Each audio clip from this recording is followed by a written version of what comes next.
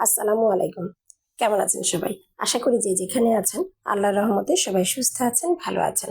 আমিও আলহামদুলিল্লাহ ভালো আছি। আজ শুক্রবার, স্পেশাল কিছু করিনি, তাই বলে তো আর শুধু ভাজি আর ভর্তা দিয়ে ভাত খাওয়া হয় না। তাই একটা রান্না করেছি, সেটা হচ্ছে রুই মাছ টমেটো দিয়ে ভুনা করেছি। খুবই সহজ চটপট রেসিপি করে নিলাম। আজকে আসলে আমি ছুটিয়ে নিয়েছি বলতে পারেন। অলসতা করে আজকে কিছুই করতে ইচ্ছা করলো না, তাই অল্প স্বল্প যা দিয়ে ভাত খাওয়া যায় সেটাই করে নিলাম।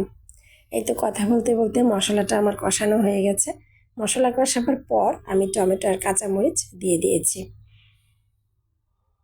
এগুলো খুব ভালো করে কষে গেলে, টমেটোটা একদম ভেঙে যখন মিশিয়ে ফেলেছি, তারপর আমি দিয়ে দিয়েছি পানি।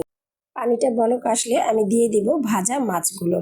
এবার পরিমাণ মতো ঝোলটা যখন হয়ে আসবে, তখন সবার শেষে আমি দিয়ে দিব ধনিয়া পাতা। এই তো খুব সহজে আমার রান্না হয়ে গেল। আমার পেজের ভিডিওগুলো ভালো লাগলে অবশ্যই লাইক এবং ফলো দিতে ভুলবেন না। এতক্ষণ ধৈর্য ধরে ভিডিও দেখার জন্য আপনাদেরকে আন্তরিকভাবে ধন্যবাদ। আল্লাহ হাফেজ।